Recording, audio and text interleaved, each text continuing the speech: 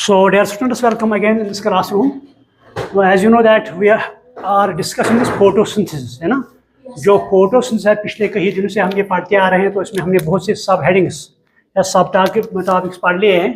तो इसमें जो मैंने बताया, ये जो photosynthesis है दो रिएक्शन में होती है. One is called as light phase, other is called as dark phase.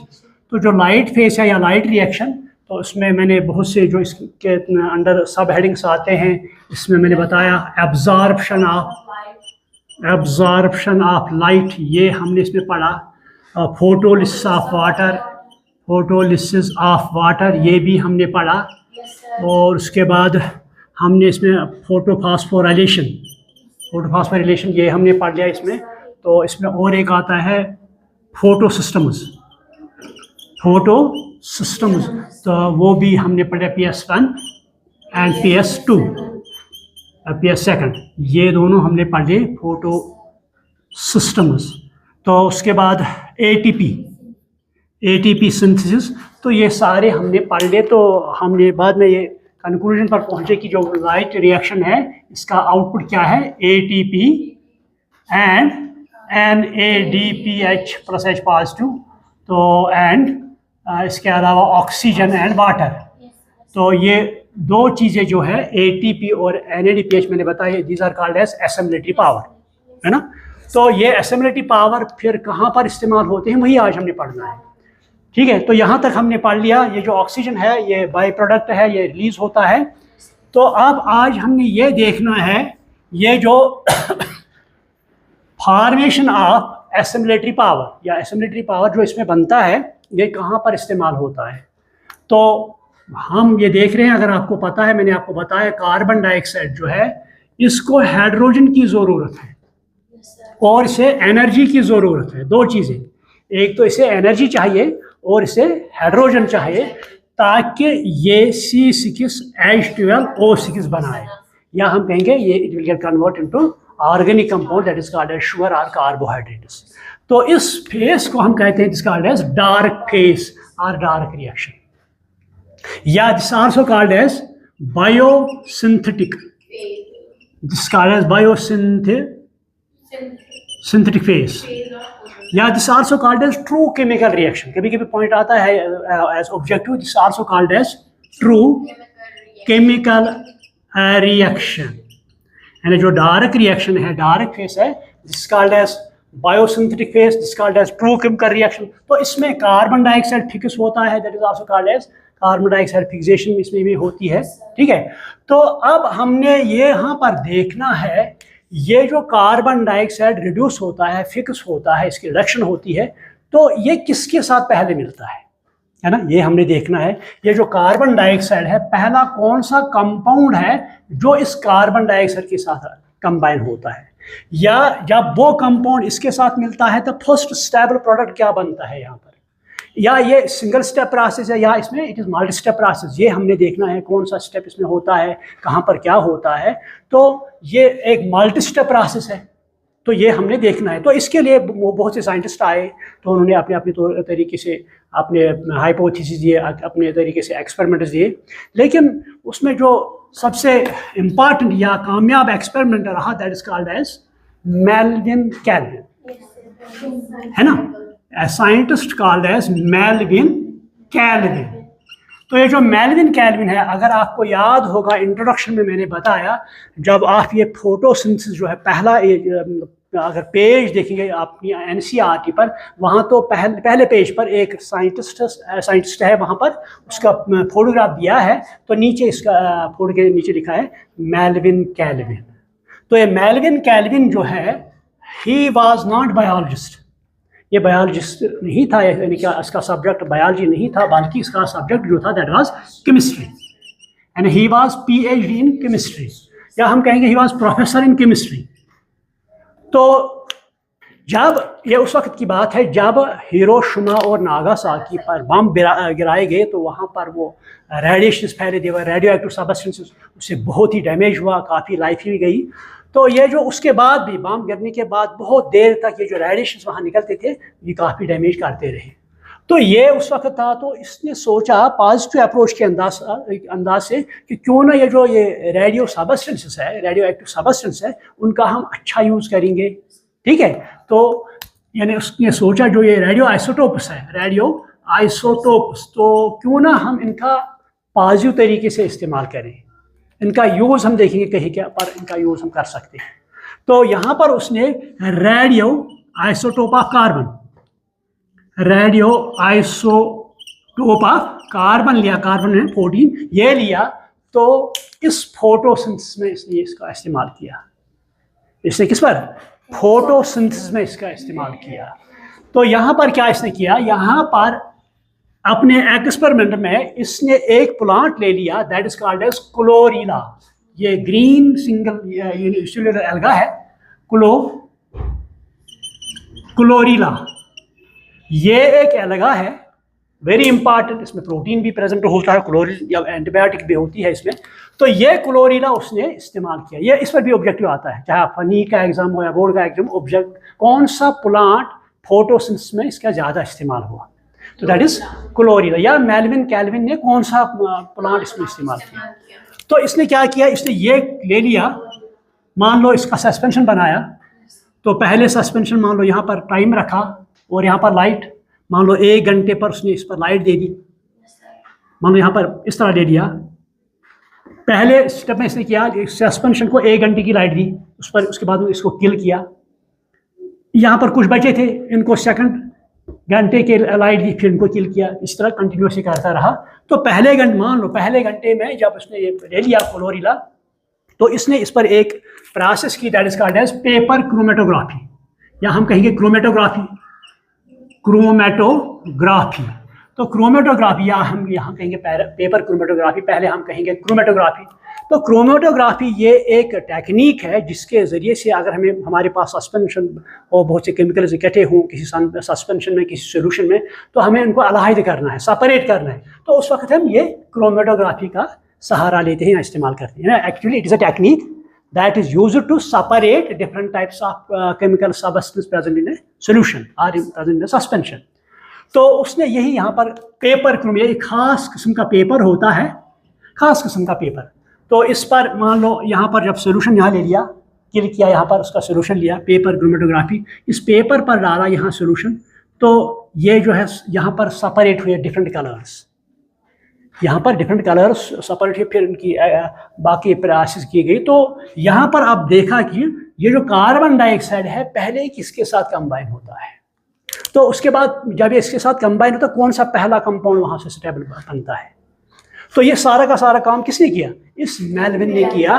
तो ये एक साइकिलिक प्रोसेस है, तो इसको हम मेल्विन साइकिल भी कहते हैं, या क्या है मेल्विन, और क्या है मेल्विन साइकिल या कैल्विन साइकिल, ठीक है। या हम कहेंगे this also called as C3 cycle also. C3 क्यों कहते हैं, यहाँ पर उसने देख लिया जब उसने ये पेपर क्रोमेटोग्राफी की, पहले मैं यही बताऊँ आपको, उसके बाद एक्सपेरिमेंट में ये साइकिल ले लेंगे। तो यहाँ पर इसने क्या किया, कार्बन डाइऑक्साइड जो था उसने देख लिया with help of this paper chromatography, उसके साथ एक 5 कार्बन कंपाउंड कंबाइन होता है, that is called as RuBP, ribulose, या आप लिख लो रिबलोज 1,5 बिसफॉस्फेट। इसे क्या कहते हैं हम, रिबलोज 1,5 बिसफॉस्फेट। यानी इसमें कितने कार्बन है, 5 कार्बन है, 1 2 3 4 5। पहले वाले पर भी फास्फेट है और लास्ट पर भी, इसे हम कहते हैं 1,5, 1 means first carbon, 5 means 5th carbon, उस पर भी फास्फेट है, इसलिए हम कहते हैं रिबलोज। एक्चुअली रिबलोज है, this is called as pentose sugar also, this called as pentose sugar. ये इसमें 5 कार्बन आते हैं, that is why it's called as pentose sugar also. तो इसमें कीटोनिक ग्रुप होता है, कीटोनिक ग्रुप क्या होता है, तो इसे हम कीटोज भी कहते हैं, it's also called as pentose ketose sugar, ketose. इस तरह अगर आपको अगर फ्रैक्टोज और ग्लूकोज, फ्रैक्टोज में कीटोनिक ग्रुप होता है, ग्लूकोज में एल्डिहाइड ग्रुप होता है, तो यहाँ पर भी कीटोनिक, इसे कीटोज भी कहते हैं हम। तो मगर कितने कार्बन होते हैं, हाँ, तो कभी कभी एग्जाम में आता है जो रिबलोज 1,5 बिसफॉस्फेट है, it how many carbon it contains, ठीक, why it is called as ketose, so it is functional group as ketonic group, there is ketonic group. तो इस तरह भी क्वेश्चन आ सकता है। सो पहला कंपाउंड कौन है जो कार्बन के साथ कंबाइन होता है? RuBp, RuBp, RuBp। तो यहां पर देखा उसने, यहां पर इसके साथ एक एंजाइम कंबाइन होता है, that enzyme is called as रिबिस्को,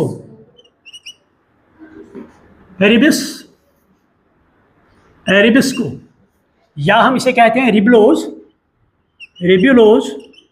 1,5 bisphosphate, ribulose 1,5 bisphosphate carboxylase,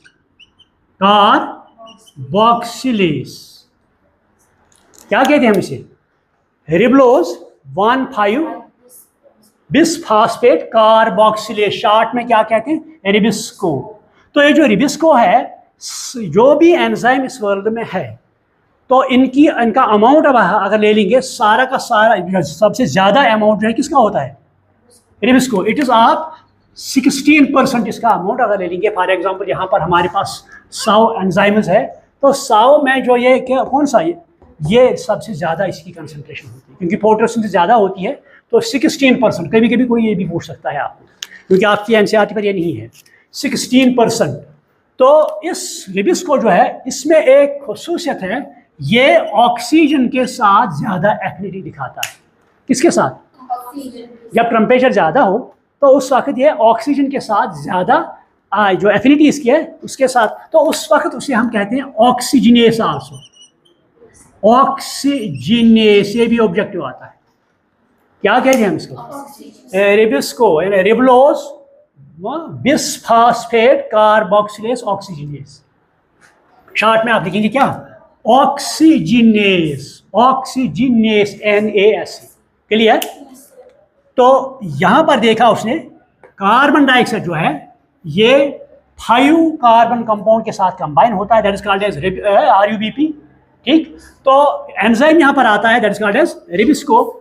तो पहला स्टेबल प्रोडक्ट यहां पर जो बनता है, that is called as 3PGA। क्या कहते हैं इसमें? 3-फॉस्फोग्लाइसरिक एसिड, ग्लाइसरिक एसिड। यानी इसमें कितने कार्बन है? 3। तो तीसरे कार्बन के ऊपर क्या है? Phosphate group. So that is what is called as three phosphoglyceric acid, और ग्लाइसरेट भी हम इसे कहेंगे। क्लियर?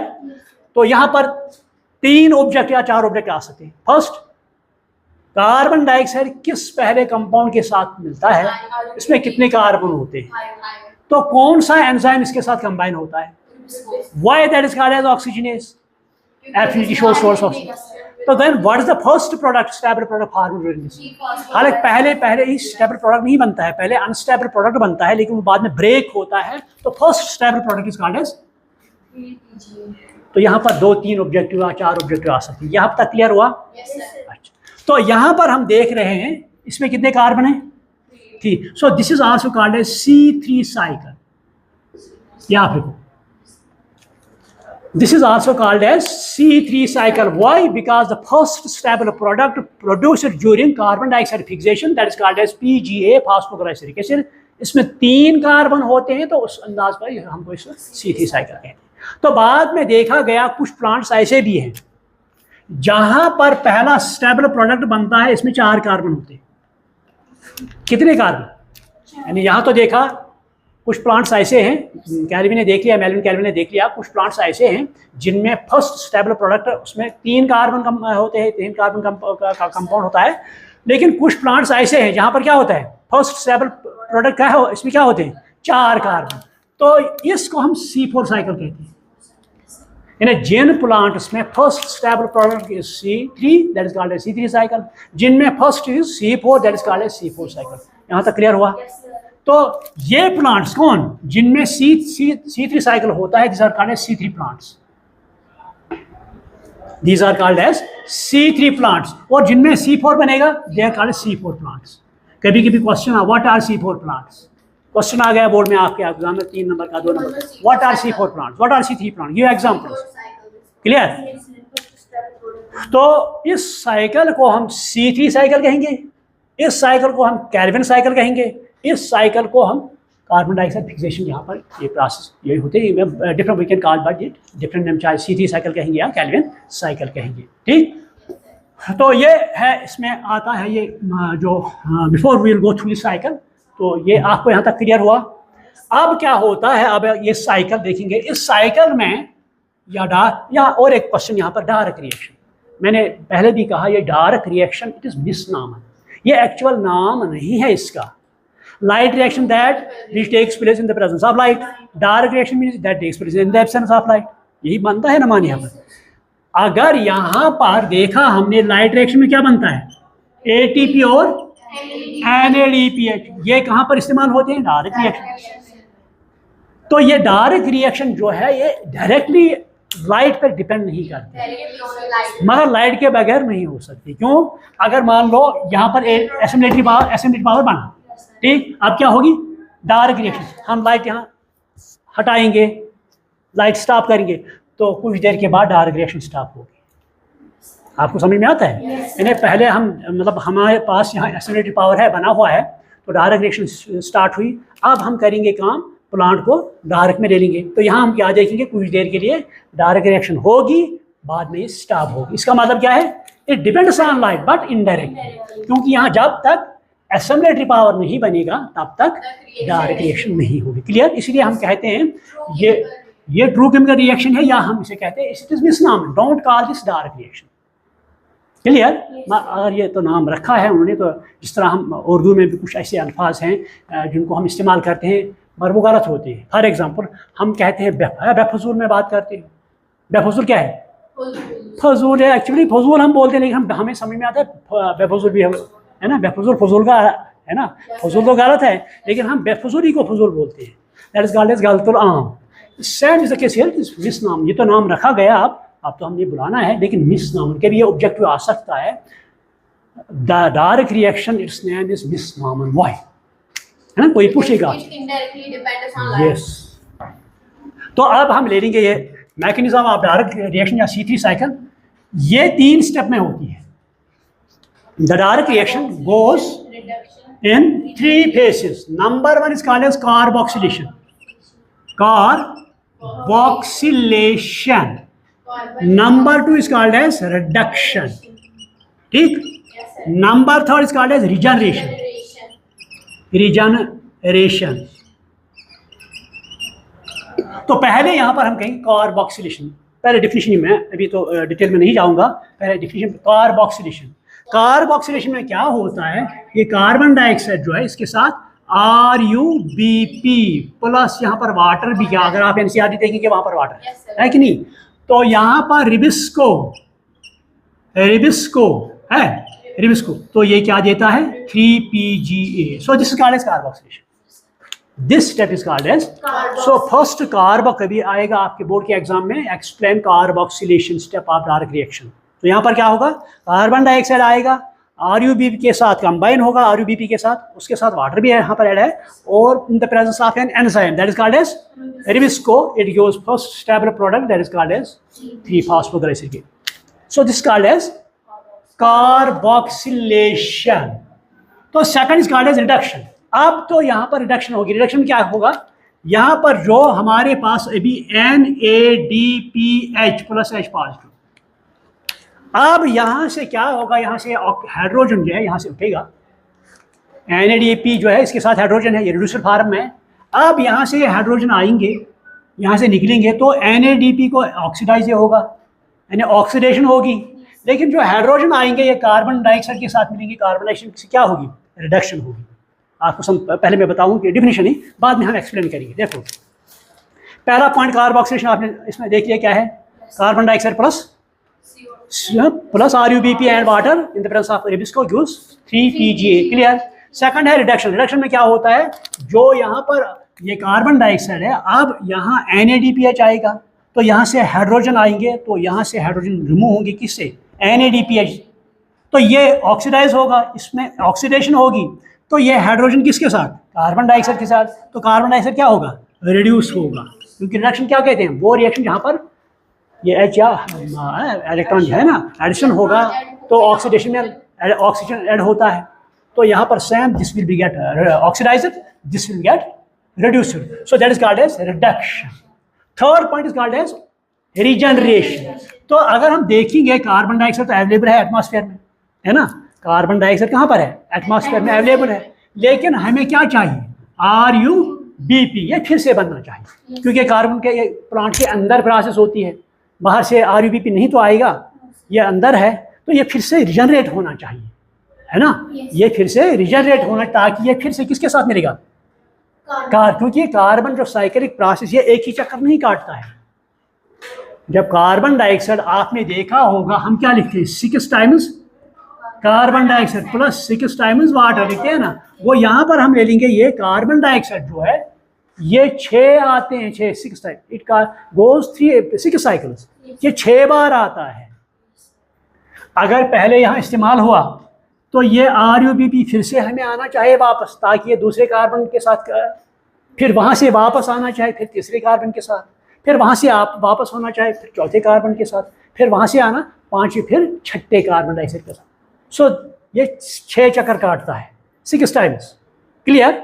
सो जब हमें ये RUBP वापस मिलता है, that is called as regeneration, regenerate करना है, वापस देना है, कौन, RUBP, यानी regeneration of RUBP, that is a step called as regeneration. So कितने स्टेप आ गए, 3 स्टेप। अब यही हम एक एक करके साइक्लिक प्रोसेस में जाएंगे, ठीक। ये पहले समझ में आया कि ये 3 स्टेप्स क्या है। कभी आपके बोर्ड के एग्जाम में आएंगे, explain regeneration of RUBP, explain reduction of carbon dioxide, explain carboxylation of carbon dioxide. ये क्लियर हुआ। First step, CO2 plus RUBP, clear, in the presence of, शाबाश, रिबिस्को, क्लियर। यहाँ पर प्लस वाटर भी है, क्योंकि मैं क्यों लिखता हूँ, क्योंकि कल अगर आपके नीट में क्वेश्चन आएगा तो वो आपके NCERT में वहाँ तो वाटर दिया गया है, तो हमें रट्टा मारना है, क्लियर। अब क्या यहाँ बनेगा, 3PGA, क्या बन गया, 3PGA, यानी 3 फास्फोग्लाइसरिक एसिड। अब यहाँ पर देखने ये कितने मॉलिक्यूल बने, ये कितने इस्तेमाल हुए। अगर मैं यहाँ पर मान लो मैं 6 टाइम्स कार्बन डाइऑक्साइड ले लूँगा, सारे के सारे कार्बन एक ही साइकिल में इनको रिप्रेजेंट करूँगा, मान लो 6 टाइम्स, मुझे बताओ ये कितने बनेंगे फिर, है ना, ये क्वेश्चन आ सकता है नहीं। अगर 6 कार्बन डाइऑक्साइड हमने ले लिए यहाँ पर, ठीक, तो यहाँ पर कितने RUBP, ये 3 फास्फोग्लाइसराइड के बने। पहले आपको पता होनी चाहिए, जब एक कार्बन डाइऑक्साइड किसके साथ, RUBP के साथ मिलता है, तो कितने PG यहाँ पर बनते हैं। नहीं 3 कहाँ, ये 3PG में आपको अभी गड़बड़ हुआ ना, ये यहाँ तीसरे कार्बन पर फास्फेट है, इसीलिए इसको कहते हैं 3 फास्फोग्लाइस। आपको समझ में आया, ये मत वो ये 3 है, दिस मीन्स ये जो फास्फेट ग्रुप है ये तीसरे का, ये IUPAC नेम है इसका, 3 फास्फोग्लाइसरेट एसिड। देखो जब यहाँ पर कार्बन डाइऑक्साइड, पहले समझो, जब एक कार्बन डाइऑक्साइड किसके साथ मिलेगा, RUBP के साथ, रिबोसोम 5 बाइफॉस्फेट या बिसफॉस्फेट के साथ, यहाँ पर 2 मॉलिक्यूल बनेंगे। आप समझ में आ गया, एक कार्बन जब आएगा RUB के साथ मिलेगा तो कितने PGA बनेंगे। अब मैं यहाँ पर 6 ले लूँ तो कितने बनेंगे, क्योंकि 6 तो 2 1 से बनेंगे, तो 6 जब आएंगे उसको मल्टीपल करेंगे 2 से या 6 से, 6 2 तो कितने बनेंगे यहाँ। देखो आप मतलब क्वेश्चन ऐसे ही आते हैं। बताओ यहाँ पर अगर एक कार्बन और एक RUBP कंबाइन हुआ, यहाँ पर 2 फास्फोग्लाइसरिक मॉलिक्यूल बन गए, तो अगर 6 आएंगे तो कितने बनेंगे, इसको मल्टीपल करना है। ये क्लियर हुआ? यहाँ पर आप ये मत मतलब कहो कि ये 3 है, ये 3 क्या है, आईयूपीएसी नेम है, तीसरे कार्बन पर फॉस्फेट। क्लियर? अब क्या हुआ? सो यहाँ पर हुई क्या, कार्बोक्सिलेशन। क्लियर? तो इसको हम कहेंगे कार्बन 3 कंपाउंड है ना, इसमें 3 कार्बन है। ठीक, अब आएंगे यहाँ पर सेकंड स्टेप मैंने बोला रिडक्शन होती है। तो रिडक्शन में इसको क्या ऐड करेंगे, हाइड्रोजन है ना, वो कहाँ से आएगा, NAD। Very good, NADPH plus क्या लिखिएगा? क्लियर? तो मुझे बताओ यहां कितने NADPH लगेंगे? यहां तो हमें 12 मॉलिक्यूल्स ऑफ PGA है, तो एक एक करके एक फॉस्फोग्लाइसिड मॉलिक्यूल को हमने क्या करना है, रिड्यूस करना है। तो मुझे बताओ कितने NADPH लगेंगे? हाँ जोर से, 12 लगेंगे ना, एक के लिए एक, तो 12 के लिए। सो मैं यहां लिखूं 12। तो जब ये ऑक्सीडाइज होगा हमें क्या मिलेंगे, 12 NADP। ये फिर से साइकिल में दोबारा इस्तेमाल होगी। साथ ही यहां पर एनर्जी की भी जरूरत है। मानेगा नहीं, मुझे एनर्जी चाहिए, क्यों मैं करूं? तो उस वक्त क्या इस्तेमाल होगा यहाँ पर, ATP। कितने होंगे ये भी, एक के लिए एक चाहिए, 12। तो 12 ATP। ये क्या देगा, क्योंकि इसको ब्रेक होना है। यहाँ पर देखो ये ATP है, इस तरह ये है APPP, इस तरह है नहीं, तो तभी ये एनर्जी देगा जब ये बॉन्ड ब्रेक होगा। तो जब ये बॉन्ड ब्रेक होगा ये क्या देगा, ADP प्लस इनऑर्गेनिक फॉस्फेट। यहाँ पर क्या लिखिए, ADP प्लस इनऑर्गेनिक फॉस्फेट। तो यहाँ क्या मिलेगा हमें, 1,3-डाइफॉस्फोग्लाइसरल्डिहाइड। 1,3-डाइफॉस्फोग्लाइसरल्डिहाइड। मैं शॉर्ट में लिखूँ, आप लिखो फुल 1,3। इसमें कितने कार्बन है, कार्बन कितने हैं, 3। 1 पर फॉस्फेट, थर्ड पर भी फॉस्फेट, 1,3-डाइफॉस्फोग्लाइसरल्डिहाइड। क्लियर? तो कितने मॉलिक्यूल बन गए हैं, यहां पर कितने हैं, 12। ये भी कितने बन गए, 12 molecules. So this is called as reduction. This is called as reduction. अब तो यहाँ 2 स्टेप्स हैं। एक स्टेप हमें ग्लूकोज चाहिए, कहाँ बनेगा, C6H12 कहाँ बनेगा। सेकंड RUBP चाहिए, रिजनरेशन। तो कहाँ पर ये ग्लूकोज बनता है, कहाँ पर ये ग्लूकोज बनता है, तो यहाँ से अब और एक प्रोसेस होगी। मैं ये जो आपकी एनसीईआरटी मैं पहले अपने तरीके से पढ़ाऊं, ताकि आपको लगे कि यहाँ पर तो चलो आज के लिए इतना ही, क्योंकि क्लास का टाइम खत्म हुआ। ठीक है, आजा देगा ADP प्लस इनऑर्गेनिक फॉस्फेट 12, ये भी आएंगे 12। So this is called as reduction. तो यहां पर क्या देगा प्रोडक्ट, 1,3-डाइफॉस्फोग्लाइसरल्डिहाइड, 1,3-बिसफॉस्फोग्लाइसरल्डिहाइड, डाइफॉस्फोग्लाइसरल्डिहाइड। क्लियर? इसमें पहले कार्बन भी, ये तो इसमें 3 कार्बन है ना, 3 कार्बन, तो पहले कार्बन पर भी फॉस्फेट है, सेकंड पर भी फॉस्फेट है। क्लियर? तो उसके बाद क्या होता है, ये जो है यहाँ पर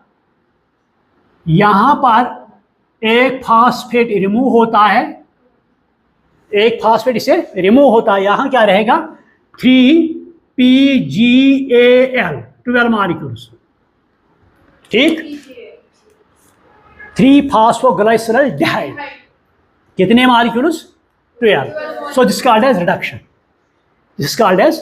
तो अब तो थर्ड पॉइंट रिडक्शन में और एक पॉइंट हमने लिखना है, ये हम तो लिखते हैं carbon dioxide plus H2O gives C6 H12O6। ये कहाँ बनता है, ये ग्लूकोज जो है कहाँ, किस स्टेप पर बनता है। अगर आपकी एनसीईआरटी ले लेंगे तो वहाँ पर इसने बहुत ही निचोड़ लिया है, समेट लिया है इसको, 3 स्टेप बनाए हैं, का ज़्यादा तो नहीं दिखाया है इसमें, लेकिन यहाँ पर मैं डिटेल में दिखाऊंगा आपको ये ग्लूकोज जो बनता है कहाँ पर बनता है, किस तरह हमें ये RUBP वापस में मिलता है। क्लियर? तो अब यहाँ पर क्या होगा, ये जो 12 मॉलिक्यूल्स है, इन 12 मॉलिक्यूल्स को हम यहाँ पर ब्रेक करेंगे, मैं अलग अलग लिखूं, 2 अलग लिखूं, 5 अलग, 3 अलग। यहाँ पर ये अच्छी तरह अंडरस्टैंड कर लो क्योंकि बाद में प्रॉब्लम होती है।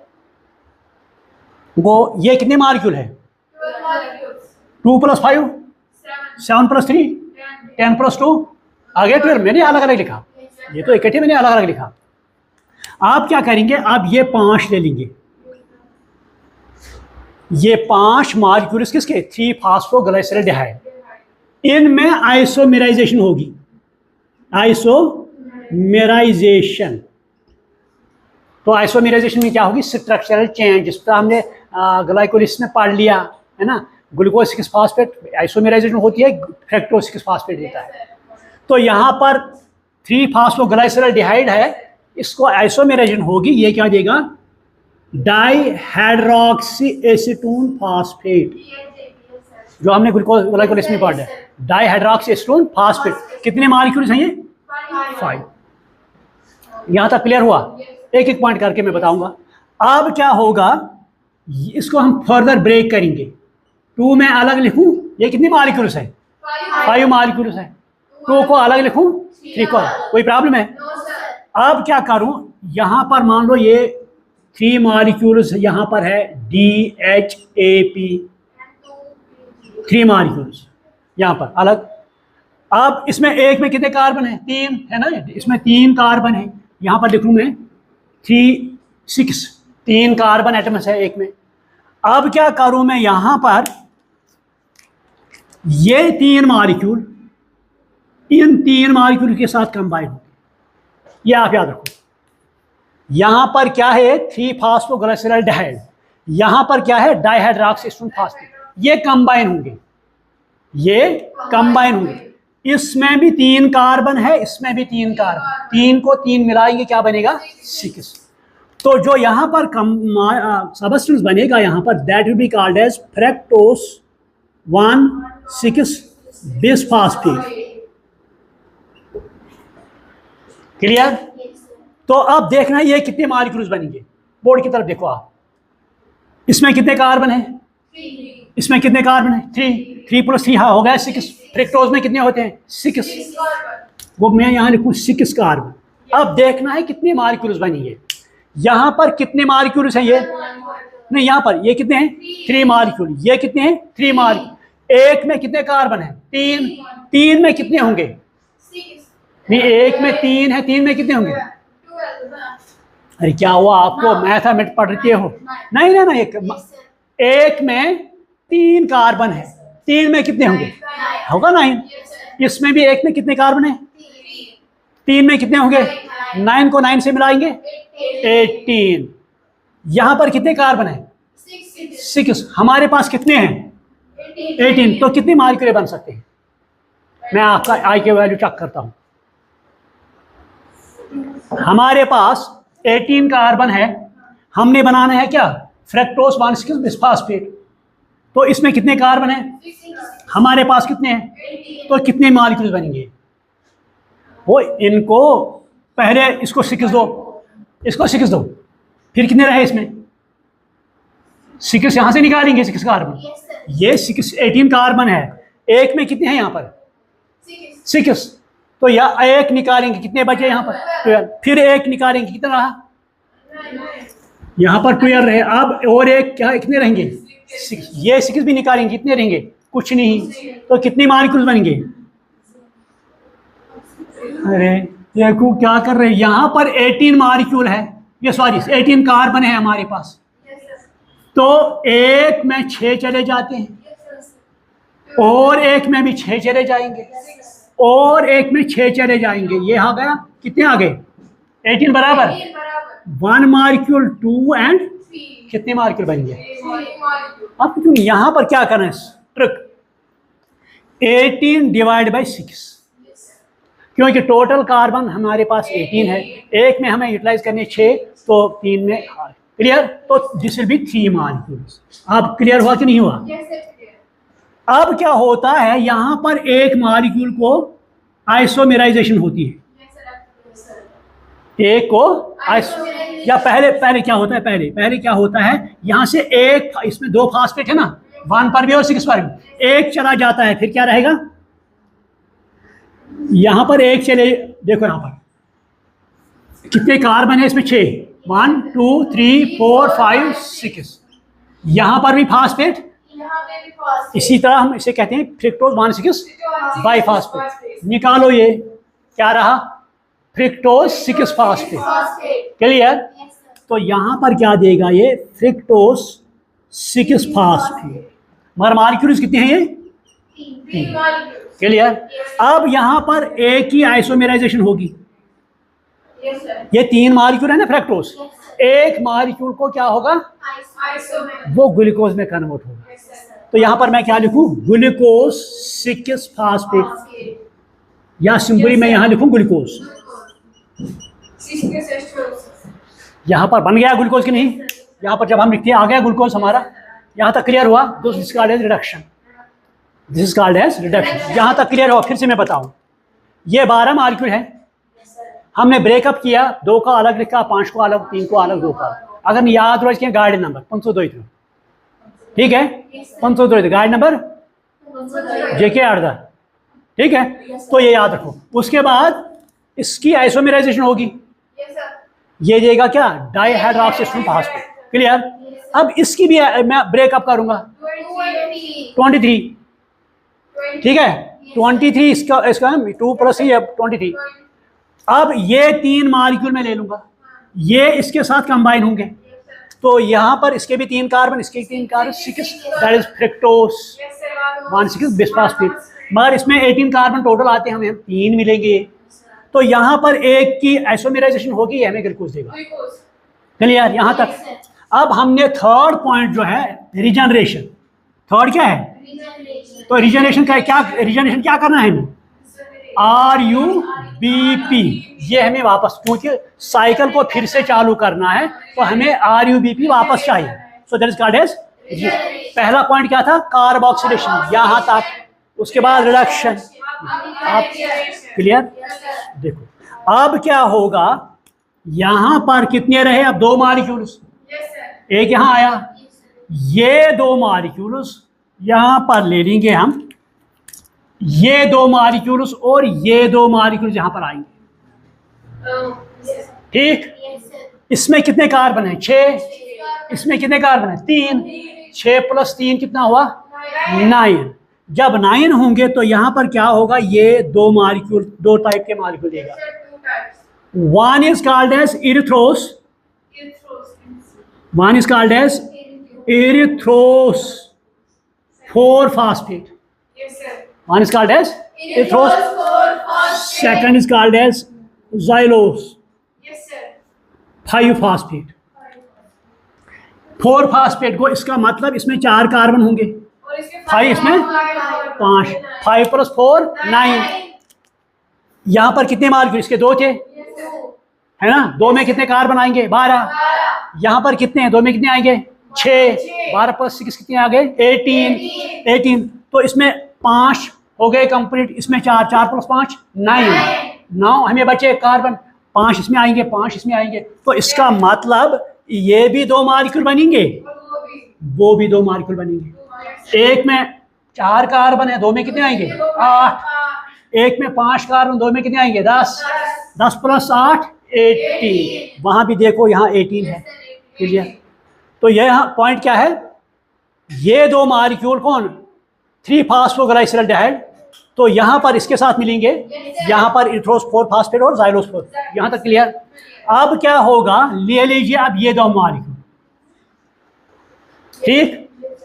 इनके साथ मिलेगा ये, यहां पर डाइहाइड्रोक्सी एसीटोन फास्फेट प्लस इरिथ्रोस। इसमें कितने कार्बन है? 4।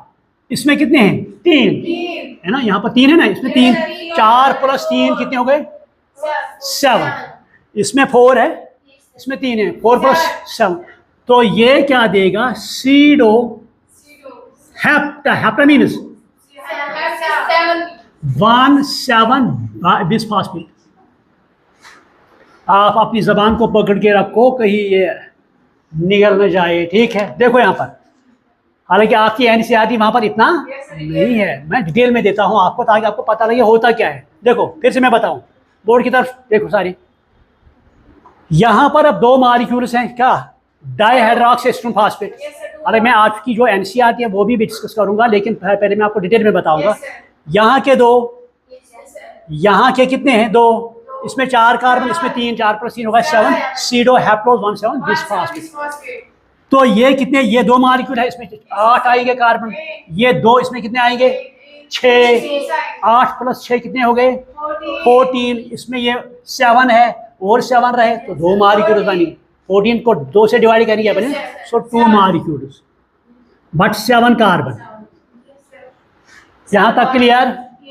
अब क्या होगा, यहां से एक फास्फेट चला जाएगा तो ये क्या देगा, यहां पर बाकी सारा वही रहेगा, सीडो हैप्टालोस 7 फास्फेट, क्योंकि एक चला गया, ठीक, एक तो रहा।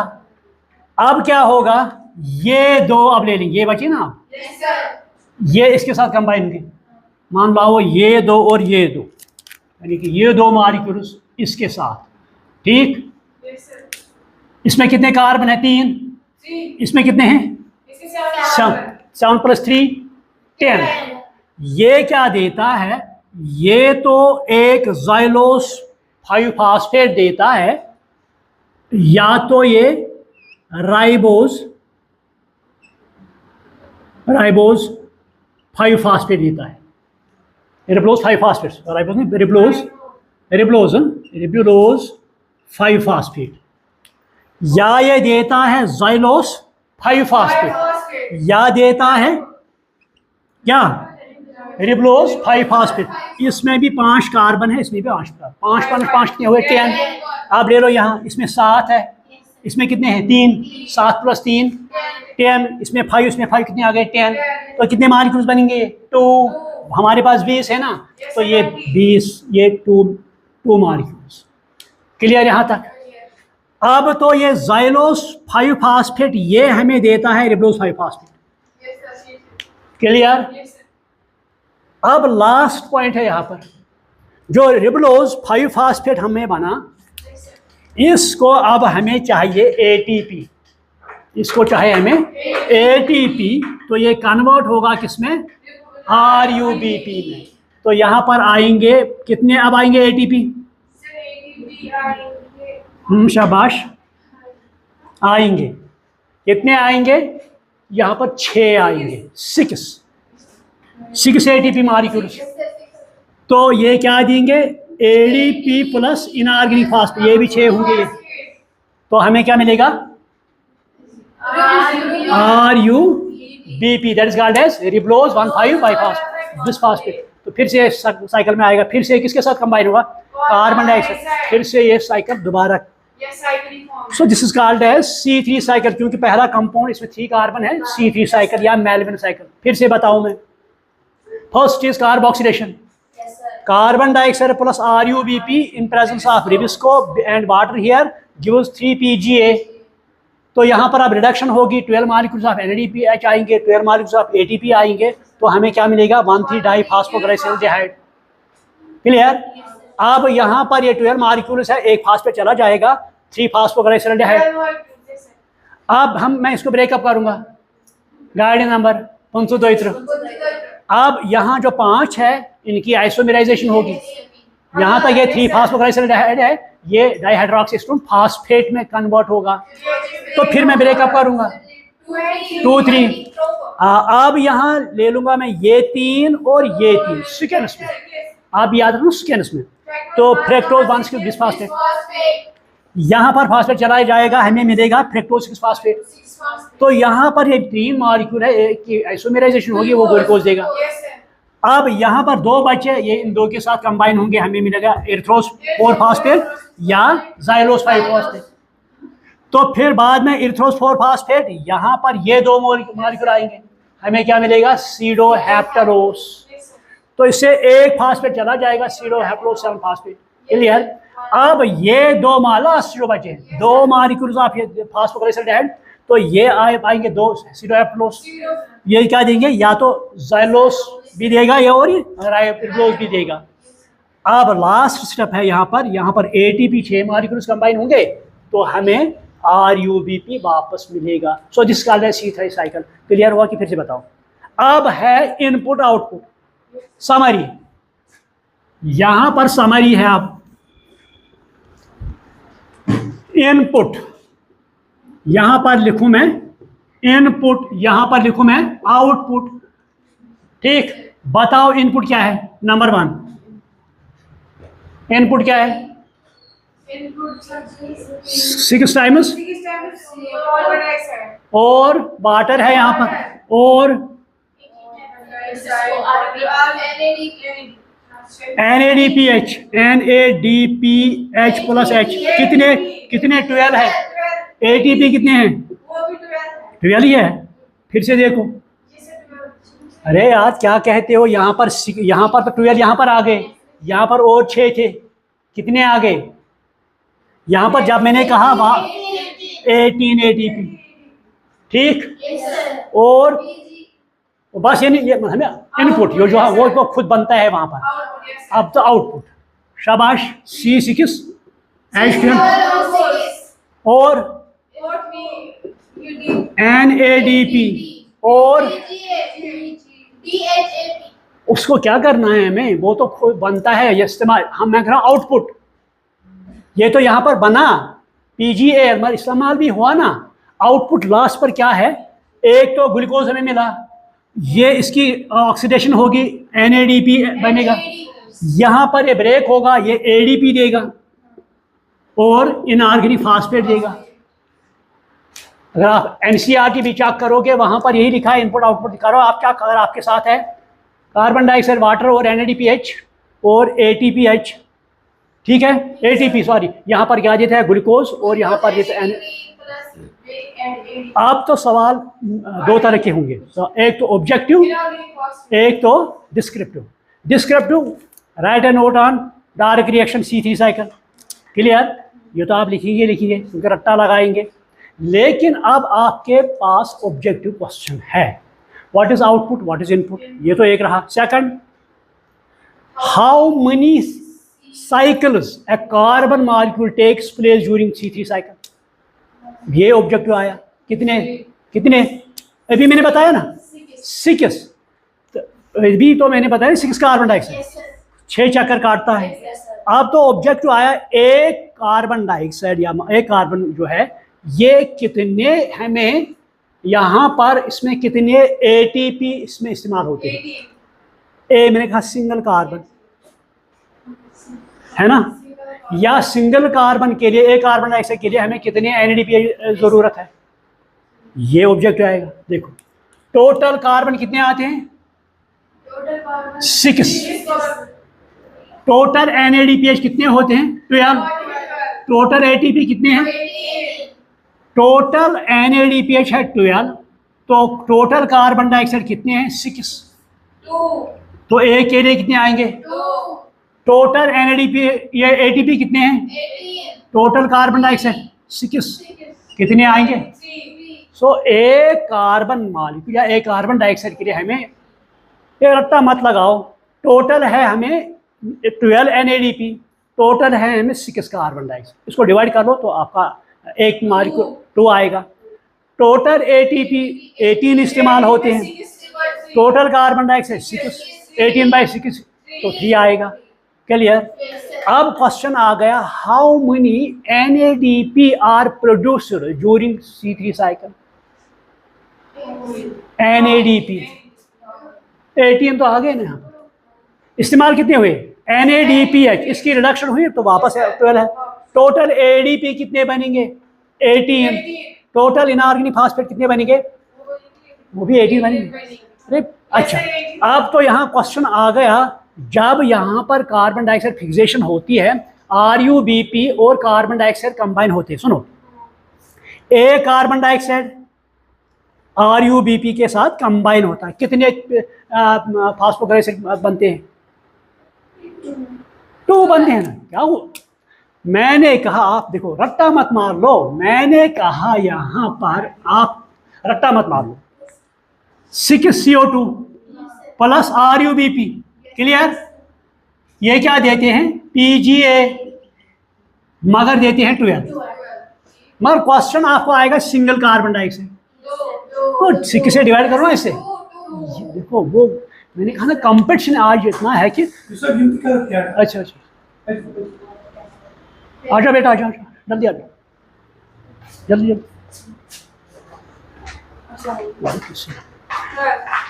मैंने यहां पर कहा क्वेश्चन आएंगे 2 टाइप्स, ठीक, एक तो डिस्क्रिप्टिव, एक तो ऑब्जेक्टिव। डिस्क्रिप्टिव यहाँ आएगा explain C3 cycle, dark reaction, Calvin cycle, ये आएगा। दूसरा तो आपके ऑब्जेक्टिव्स आएंगे, नीट में आते हैं, बोर्ड में आते हैं। यहाँ पर आपने अब इस साइकिल को थारोली पढ़ना है, कितने कार्बन डाइऑक्साइड मॉलिक्यूल्स यहाँ पर इस्तेमाल हुए, कितने ATP इस्तेमाल हुए, कितने NADPH इस्तेमाल हुए, that is called as input. Glucose कितने मॉलिक्यूल बनते हैं यहाँ पर, that is called as output. तो यहाँ पर मैंने बताया आपको total number of ATP used 18, total number of NADPH used 12।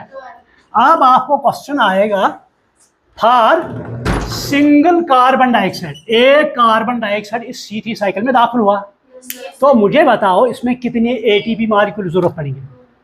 ATP लड़बा आप सीक्वेंस के साथ चले गए, यहाँ पर मैंने कहा ATP, एक कार्बन के लिए, फिर से आप भूल गए ना, टोटल ATP कितने हैं, टोटल कार्बन डाइऑक्साइड कितने हैं, क्या आएगा, तो NADP, मैंने 2 सुना, अच्छा ये यहाँ पर ले लेंगे आप, एक कार्बन के लिए कितने NADP की जरूरत है, रट्टा मत मार लो, रट्टा मत मार लो, यहाँ पर देखो टोटल कितने हैं 12, टोटल कार्बन डाइऑक्साइड कितने हैं 6, क्या आएगा।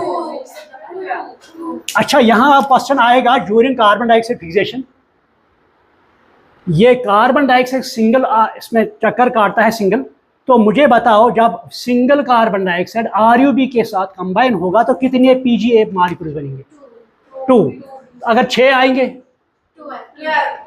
अच्छा अगर इस तरह क्वेश्चन आया during C3 cycle 1 glucose molecule is produced, during complete C3 cycle 1 glucose molecule is produced, how many ATP molecules are used, इस तरह क्वेश्चन आया नीट में भी या आपके बोर्ड में।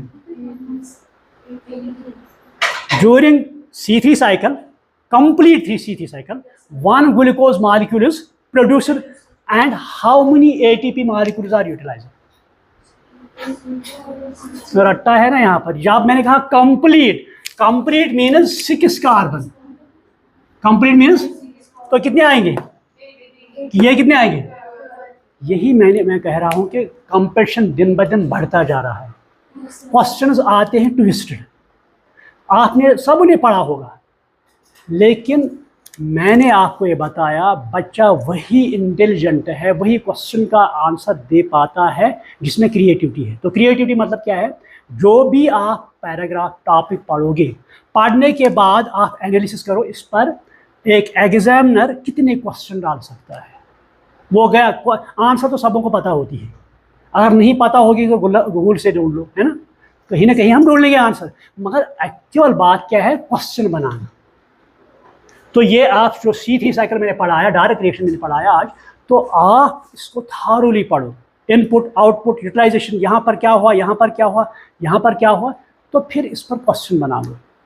तो मैं गारंटी के साथ कहूँगा कि नीट क्या हो, कोई भी एग्जाम आप क्वालिफाई कर सकते हो। तो एनी क्वेश्चन है, एनी कन्फ्यूजन, तो आप अब है आपका, मैं यहाँ पर बताऊँगा आपको, अब आपकी NCERT पर यहाँ पर जो साइकिल है सिर्फ 3 स्टेप्स दिए गए है आप देखो, CO2 6 टाइम्स प्लस, या 6 टाइम्स नहीं है, सिर्फ CO2 प्लस, शाबाश, RUBP यही लिखा है ना, प्लस यहाँ पर वाटर, यहाँ क्या देता है, सो 3 PGA, जिस called as 1 step, that is called as carboxylation. उसके बाद रिडक्शन, यहाँ पर क्या इस्तेमाल होता है, Na, जो आपकी NCERT की बात कर रहा हूँ, NADPH एंड ATP है ना, ये क्या देगा, NADP, NADP, ये ADP प्लस, मैं आपकी एनसीईआरटी की बात कर, ठीक है। तो यहां पर क्या बनता है, फ्रिक्टोज 6 फास्फेट, ठीक।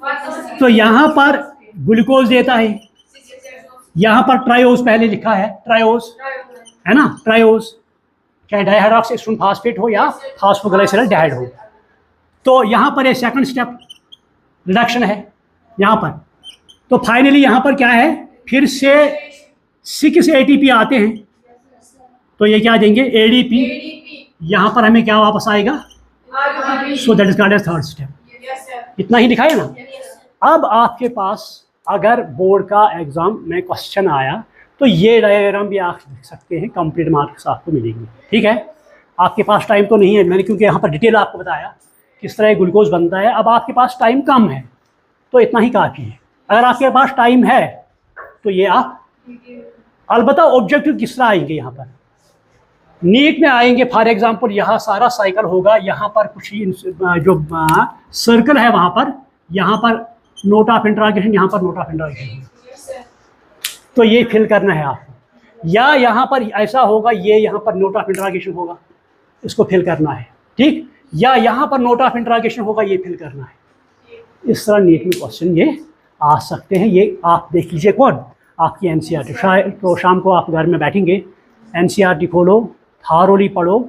जो सीधी साइकिल है या कैल्विन साइकिल है जो मैंने पढ़ाया, हो सकता है कोई पॉइंट रहा हो या मैंने डिलिबरेटली रखा हो या भूल गया हो, तो वो पिन पॉइंट कीजिए, कल मुझे बताइए, कल वो डिस्कस करेंगे। आई शुड स्टॉप और यार, थैंक यू वेरी मच।